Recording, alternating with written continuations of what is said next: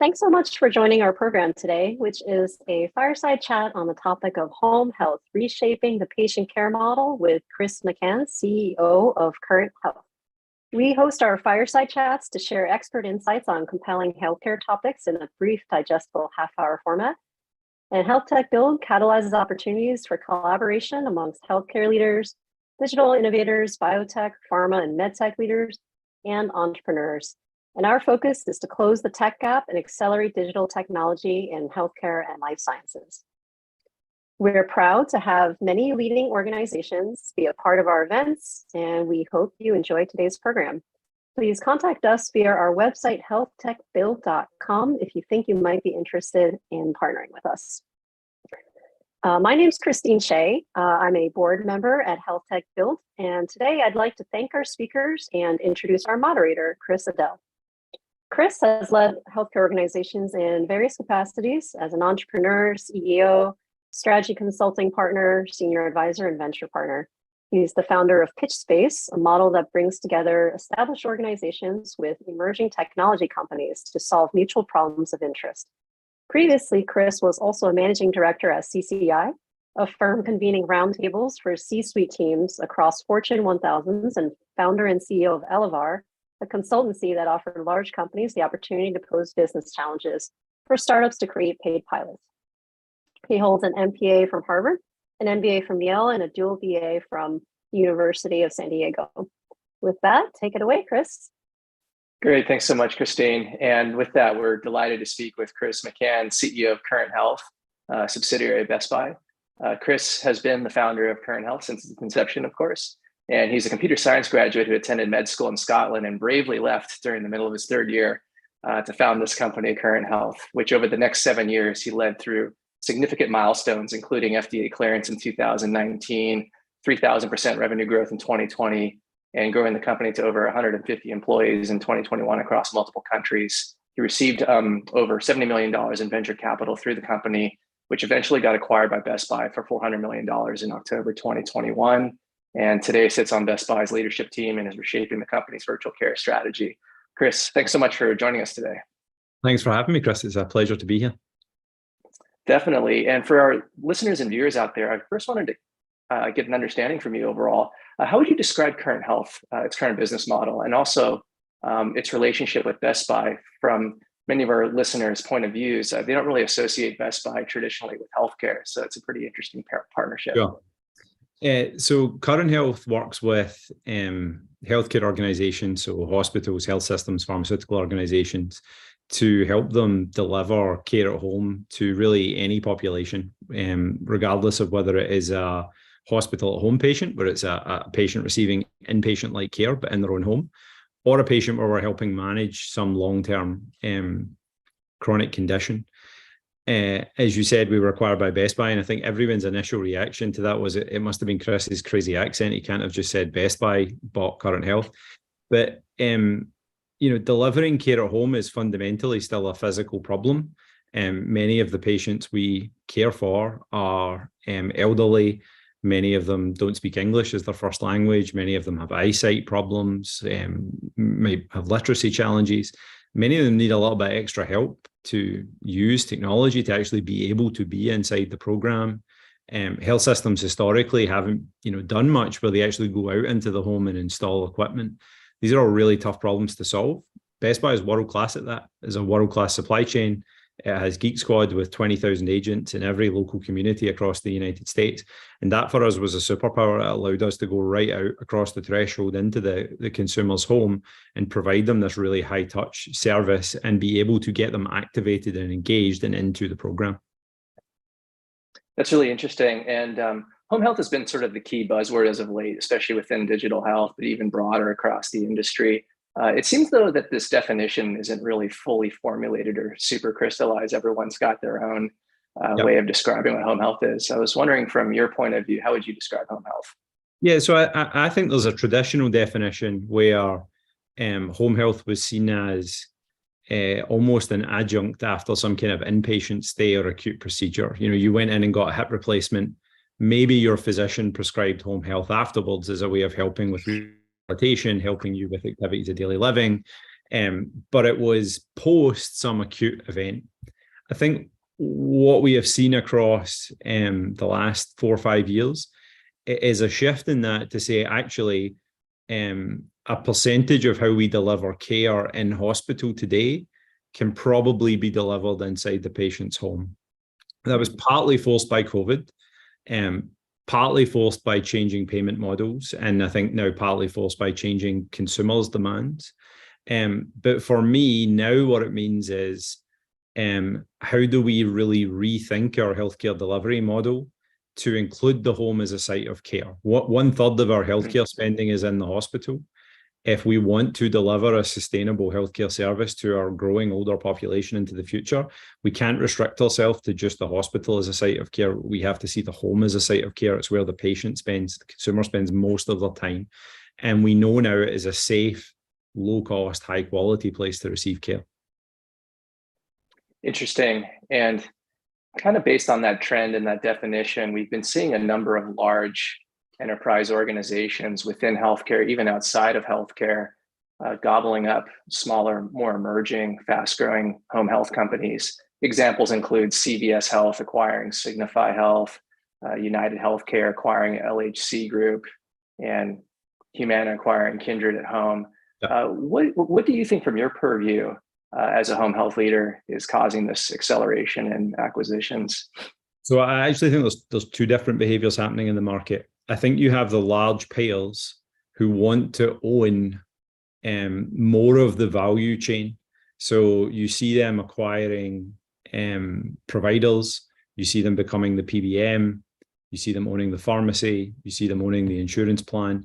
And I think their view is, if they can own the whole value chain, they can be more successful at reducing cost than if there's multiple independent parties. I think the jury's still out on that. I can just as easily see how owning the whole value chain can actually drive up cost, not drive it down. I think the other behavior you see is non-traditional organizations, like your Amazons, who are trying to move into healthcare. And I think what they're doing is somewhat similar. They're trying to become fully integrated payers and providers and PBMs and pharmacies, and again, own that whole value chain. What we have tried to do in Best Buy is completely different. Best Buy has never had a PBM. It doesn't have a pharmacy. That's not its area of expertise. Its area of expertise is supply chain and logistic and in-home support. So we see ourselves as an enabler to that whole market. We see ourselves as there to support almost evolution rather than come in and try and disrupt. Ultimately, I think all of this is driven by shifting consumer demands. Consumers want to go to easier sites of care. I think that makes sense. Like if you have a job or you have childcare, like the thought of having to take the whole day off to go and sit in the waiting room for 3 hours to get your appointment, or I can do that really, really easily on my phone from my couch or my office, you're going to do the latter. So I think this is all driven by shifting consumer demands. And all of these big companies, which are predominantly consumer-orientated companies, are leveraging that consumer expertise.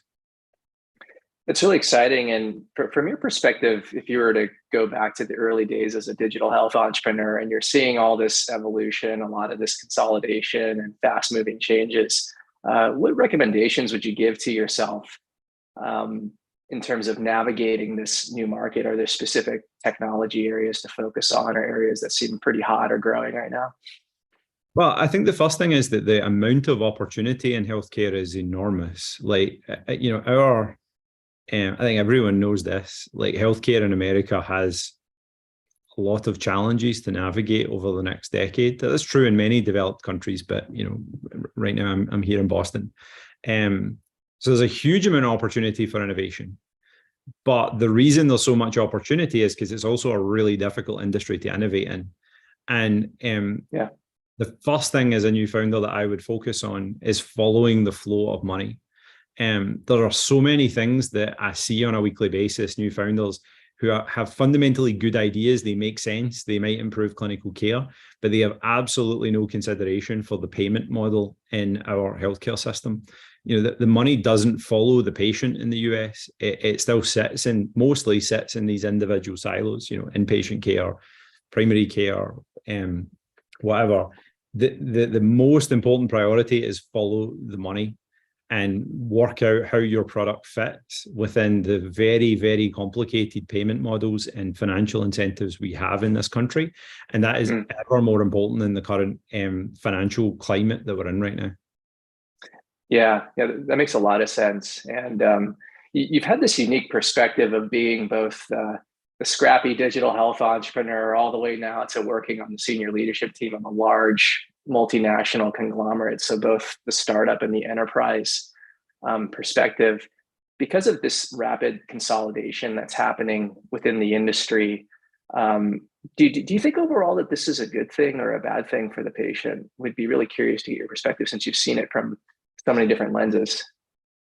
So my view today is I think it's a good thing. I think it's a good thing because I personally believe that change in healthcare takes a long time. Like, you know, I will have been doing this for 9 years come July. It takes a long time to change things in healthcare. And I don't know that that perfectly lines up with 10-year funding cycles within VCs. You know, like, I'm being slightly glib, but like, I do think that innovation and change takes such a long time that doing so or being linked to larger organizations and the fiscal security that provides is important. The other thing is that I see lots of companies all the time with really cool things and they're doing it with like 100 patients. Like, we need to change things at scale, enormous scale. And I think there are opportunities to leverage the assets of, you know, organizations like Best Buy to do that at scale. You know, we have 20,000 Geek Squad agents. That is a level of scale that would be incredibly difficult to replicate as a small company. We can work with Best Buy now to make this change at a much, much larger scale and impact at larger scale, which I think is good for the consumer. Yeah. How about the issue of the lack of supply of caregivers today? We've been hearing just how this is a huge shortage, and despite so much emerging technology and so much change happening in the space, if you don't have a fundamental caregiver to provide that level of care, it could really pose a lot of challenges to the change happening. I'm curious to know how you're thinking about that right now. Yeah, I think I actually think it's probably the most significant issue facing hospitals and health systems and providers today. And I hear that every single day from our clients. And also personally, my fiance is a physician. Most of my friends are physicians. I think there's two sides to it. So the first thing is, I think we as a society need to get better and better and better at treating our care providers and caregivers with the financial compensation and job terms that they deserve. And what I mean by that is that, you know, if we look in some of the engineering industry, we have people getting free lunches and massages and you know, really easy to access mental health support. It's not available in you know, to most providers and caregivers on a day-to-day basis. We just don't really necessarily think of that within that industry. So firstly, I think there's just genuine changes to how we employ and treat our physicians and nurses and occupational therapists and physical therapists and all the other really important healthcare professionals that are out there. The second thing is, knowing that we face this big gap, we have to use technology to augment the staff that we already have. Technology should be assistive. It should almost be like a force multiplier. It should help us take the amazing healthcare professionals we have and reduce the burden on them so they can focus on the patients that most need their attention. And it should be there to help them, not make their lives worse. And I don't think that's true today. And I think you hear that when you hear electronic medical records coming out as a driver of burnout. But we're clearly just not getting that balance right yet. Yeah. It almost kind of makes me think about your background and when you were in med school and you started thinking about entrepreneurship and technology as a pathway to pursue. Were some of these issues that you mentioned perhaps the catalyst for you to say, hey, maybe instead of going the pure clinical route, there could be much more impact on this entrepreneurship route? Help me kind of walk through that and get a sense of how you made that shift. So I think there's actually two real life stories that are in there. One is my own grandmother. She was like many patients who are cared for within our health system today. She had COPD and heart failure and dementia and bad eyesight and bad mobility. and kept getting admitted to hospital for things that I thought could and should have been managed at home. But I think being somewhat inside the system, you see why it's really, really, really hard. The second thing, and to your point on caregivers, I still remember my fiance's very first day as a doctor after med school. And the thing she was most stressed about was not patient care. It was IT systems. Like I still remember that and thinking that is bananas. Like it blows my mind that is a stress, but it is a stress. And a stress for every provider that I know, and it shouldn't be. And our job should be to make that easier. And that's one of the things we're trying to do inside Current Health in our space. And when you were starting the company up, on the side of your desk, along with doing your traditional med school pathway, what was that aha moment for you where you were like, oh, this is really something unique here that I think has some real product market fit or some real traction? I'd love to get kind of a sense of that, how you're able to recognize that. Yeah, I don't know that there was one single aha moment. I think there was just a series of growing moments where people were feeding back that this was a space that was both underserved and was directionally where health systems wanted to go. And that was true in the UK, because we originally started out in the UK, and it was true here. The more and more and more doctors and nurses and health system executives that I met, all of them said their future direction was more care in the home. And this is like 6-7 years ago, by the way. So, they saw it then, even though it's only really happening now. It was that constant validation that there was something there that really drove us to say, this is a big thing and we can be a big part of this. And, that's what we did. Yeah, that's great. And having worked with so many digital health entrepreneurs, for those who haven't really been in the healthcare industry, building partnerships with large established enterprises is almost the mandatory step of the process in this industry, whether it's with a large payer to really kind of get aligned with the financial incentives of the industry or getting aligned with the provider to tap directly into the patient. But this tends to be a huge struggle for a lot of 100%. Entrepreneurs. I was kind of wondering from your own perspective, it seems like you've had a lot of success building those enterprises. To get any sort of sense from you on how entrepreneurs can really break into these large companies that are oftentimes overwhelming for them to even kind of navigate around. Yeah, it is incredibly hard, and I hear that from founders every single day. And we actually, we started doing this from Edinburgh on the east coast of Scotland. So honestly, Stuart and my story is one of incredible improbability. Like it just is, the odds of this succeeding were really, really low. The answer is, we showed up. Like practically the way we got our first partnerships is, we would send out emails to health system executives all across America saying, hey, this is what we're building.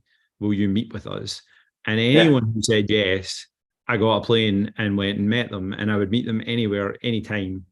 And, I must have met hundreds of people, and the vast majority of them, basically just would ghost us afterwards. And then Brett Oliver, the CMIO at Baptist Health in Kentucky and Indiana, he didn't. He believed in the vision. And that took a lot because we were still really early stage. So he really had to believe in the vision at that point.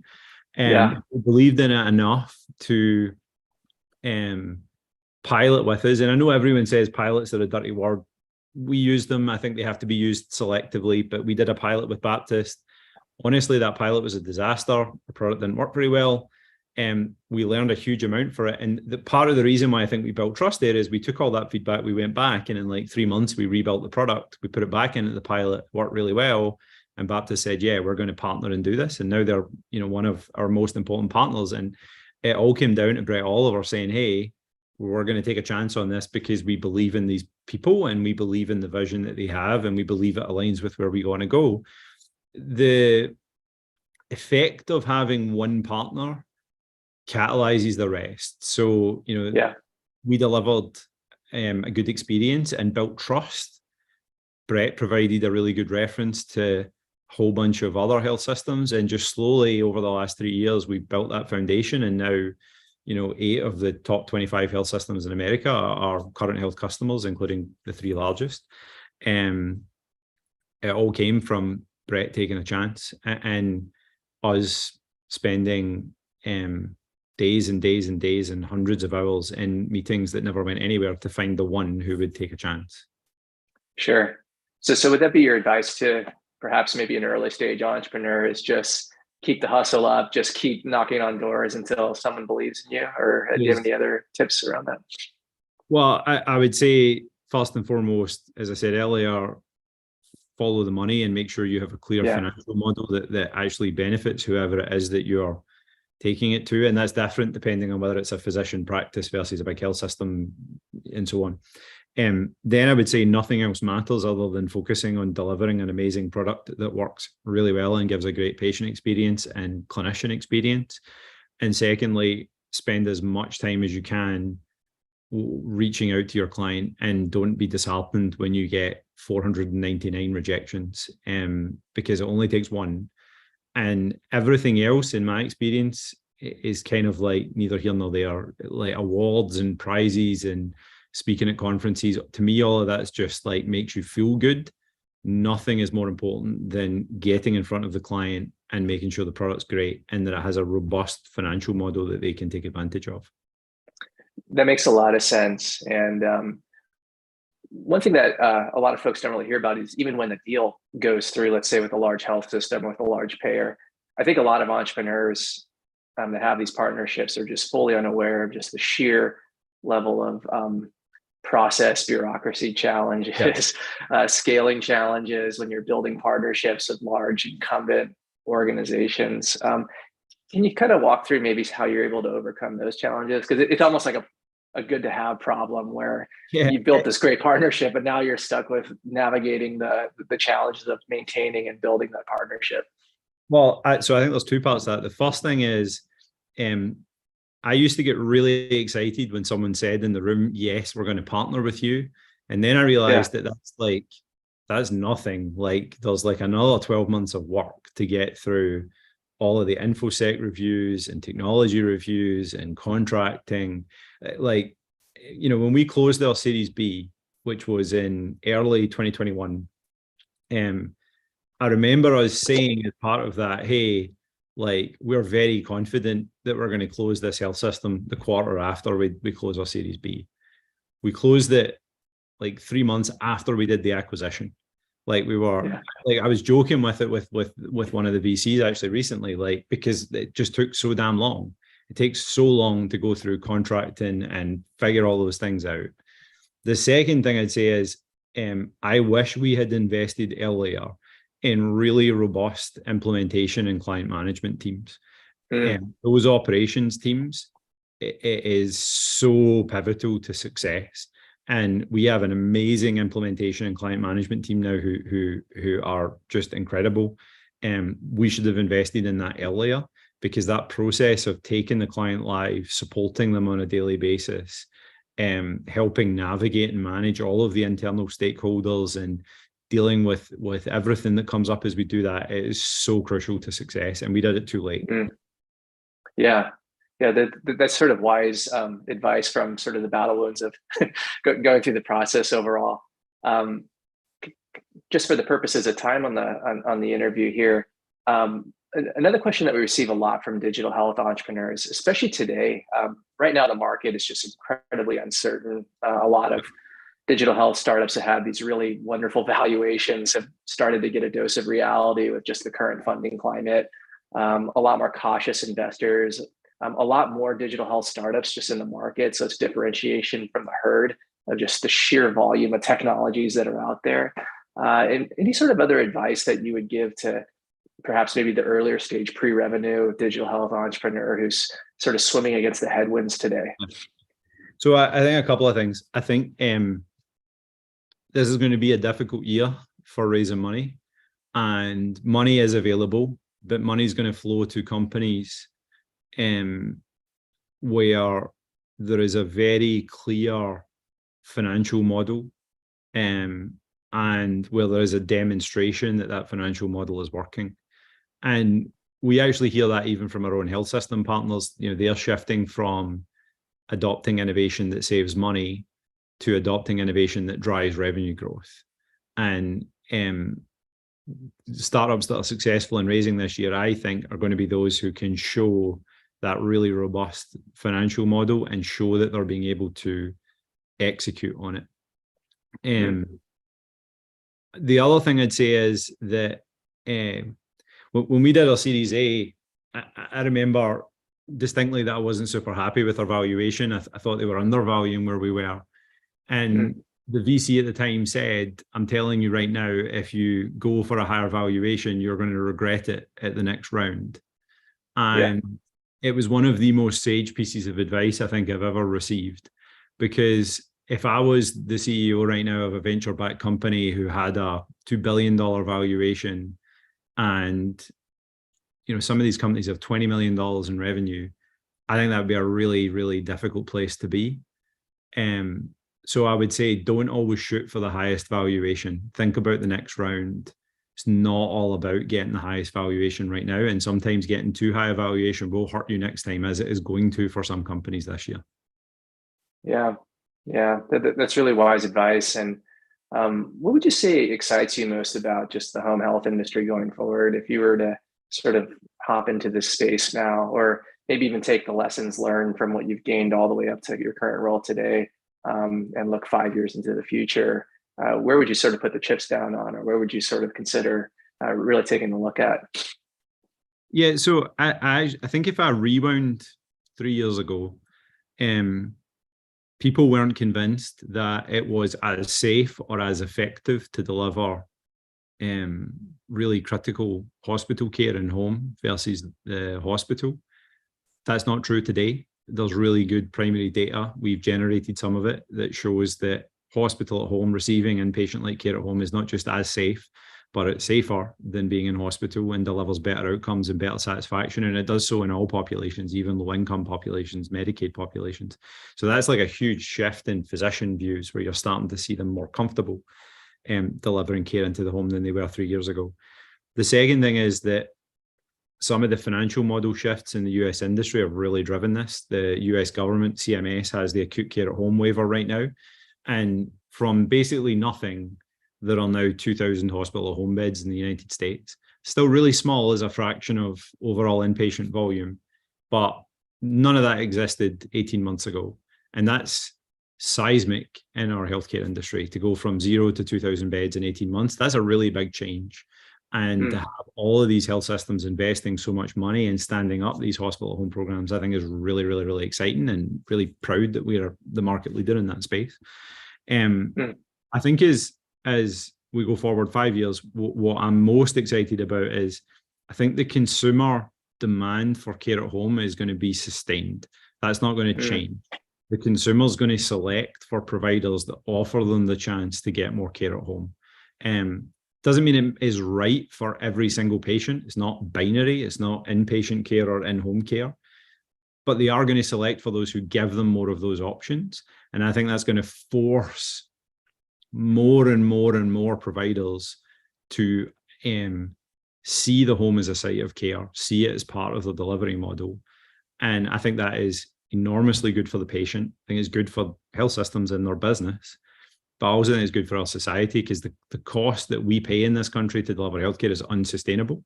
And this is a way of making it more sustainable and better for the patient, and better for the clinician, and better for the health system, and better for the payer. It's better for everyone.